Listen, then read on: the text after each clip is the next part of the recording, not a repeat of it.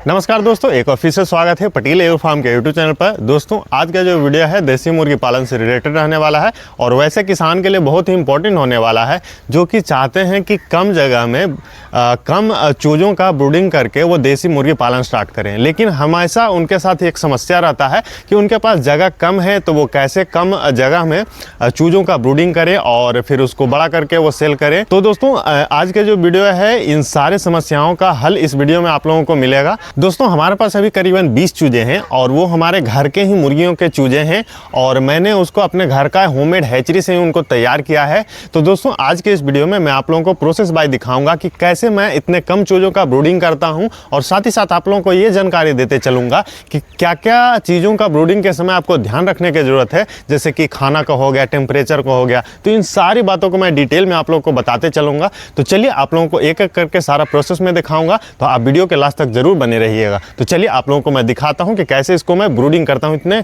कम चूजों को और कैसे इसका जगह का मैं मैनेजमेंट करके इनका ब्रूडिंग करता हूं।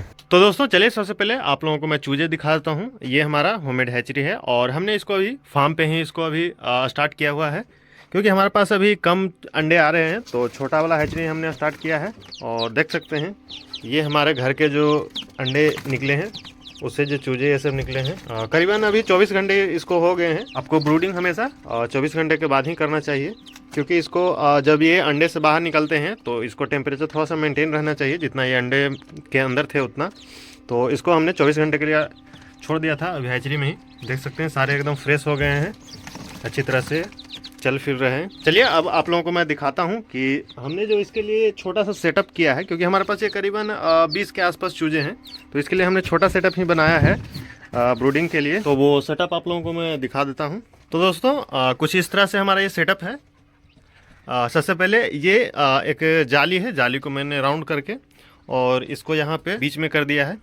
एक्चुअली ये जाली देने का रीज़न ये है कि हमारे फार्म पे थोड़ा बहुत चूहे वगैरह भी आते हैं और वो नुकसान कर देते हैं चूज़ों को, तो हमने ये जाली इसलिए दिया है ताकि चूजे इसके अंदर ना जा पाएँ। और अंदर का मैं दिखाता हूँ आप लोगों को। ये देख सकते हैं ये कैरेट है, कैरेट के चारों तरफ हमने एक बोड़ा लगा दिया है ताकि अभी ठंडी का मौसम है तो ठंडी इसके अंदर ना जाए।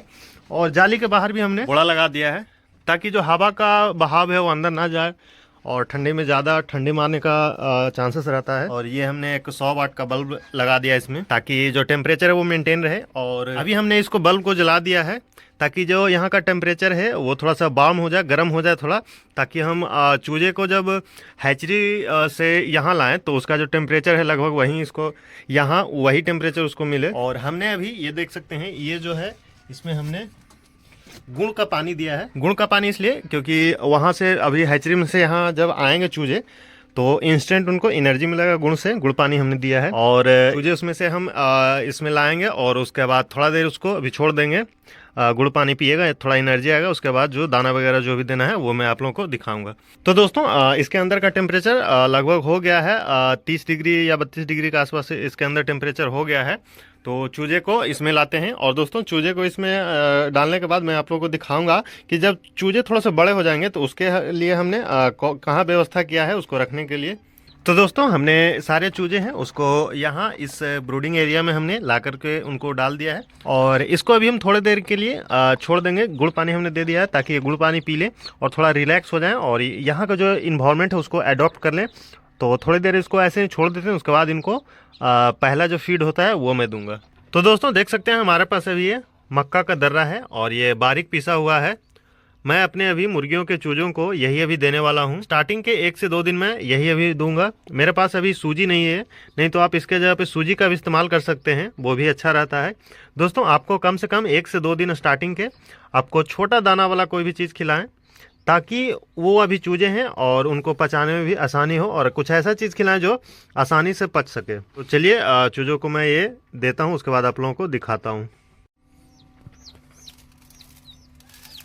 देखिए कुछ इस तरह से मैं इनको बिखेर कर अभी दे रहा हूँ ताकि ये नीचे रहेगा तो आसानी से इस पर चुग सकेंगे क्योंकि अभी ये बच्चे हैं।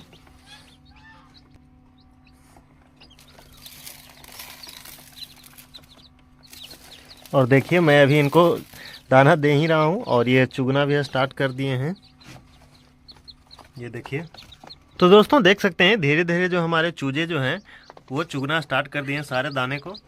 और मैं इनको अभी थोड़ा थोड़ा ही दाना करके दूंगा, क्योंकि अभी ये बच्चे हैं तो ज़्यादा खाएंगे नहीं तो बर्बाद हो जाएगा ज़्यादा देने से। इसलिए मैं थोड़ा थोड़ा ही इनको अभी दाना दूंगा और मॉनिटर करते रहूँगा। तो दोस्तों, जब तक कि हमारे चूजे दाना चुगते हैं तब तक आप लोगों को मैं ब्रूडिंग के समय किन किन बातों का मुख्यतः ध्यान रखना चाहिए उसके बारे में बताता हूं।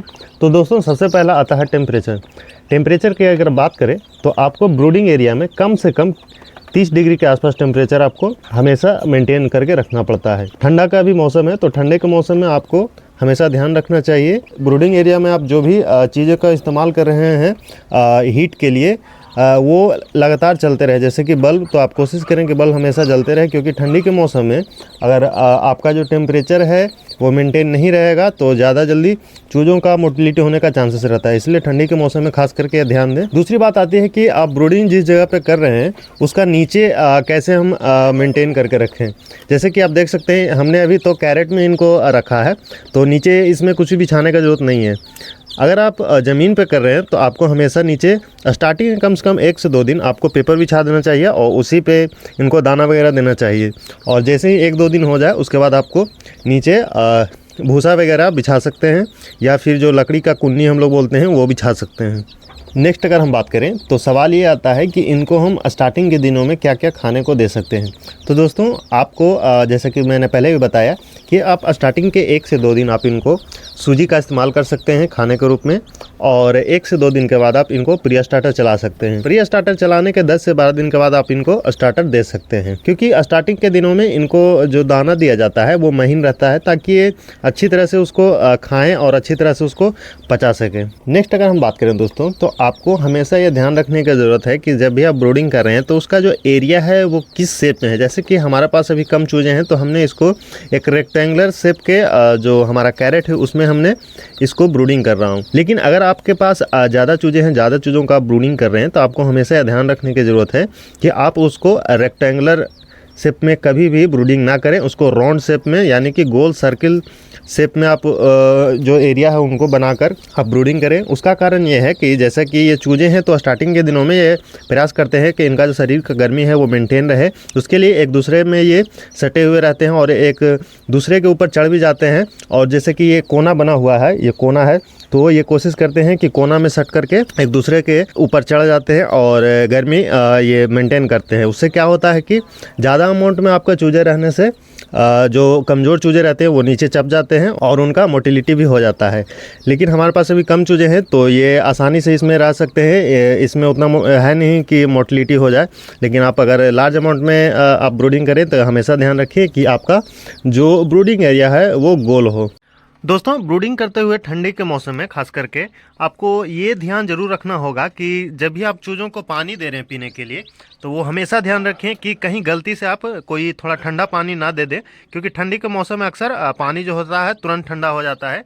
और अगर आप ठंडे पानी दे देते हैं तो चूजे को सर्दी जुकाम होने का बहुत ज़्यादा चांसेस हो जाता है।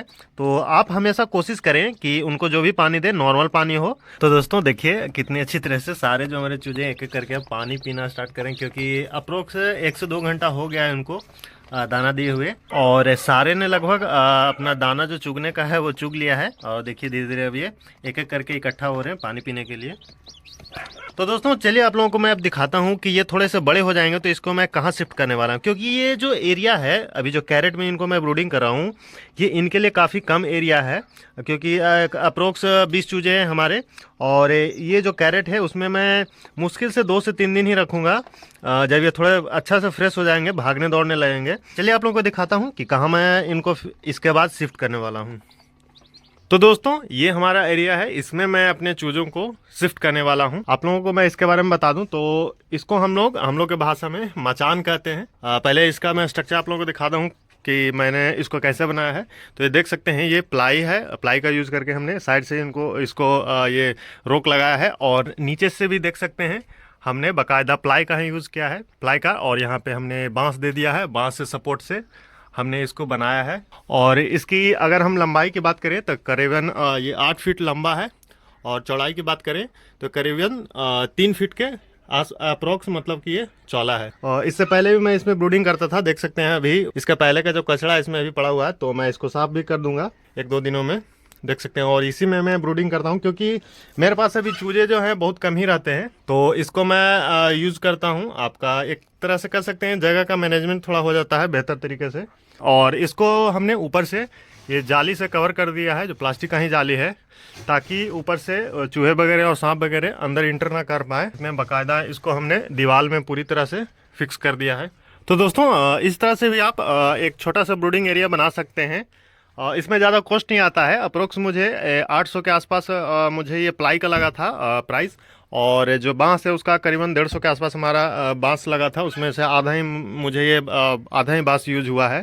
तो करीबन मतलब 1000 के आसपास आपको इतना एरिया का जो है आपको ब्रूडिंग एरिया बन जाएगा। तो इस तरह से भी आप बना सकते हैं। और जगह का मतलब कमी होने के बाद भी आप अच्छी तरह से इसमें ब्रूडिंग कर सकते हैं। दोस्तों जब मैं इसमें चूजे डालूंगा तो उसके कम से कम 1 महीने तक मैं इसमें रखूंगा। उसके बाद मैं इस जो एरिया है इसी में मैं फ्री छोड़ दूंगा। ये हमारा पहले बकरी का रूम हुआ करता था, तो अभी तो खाली पड़ा है।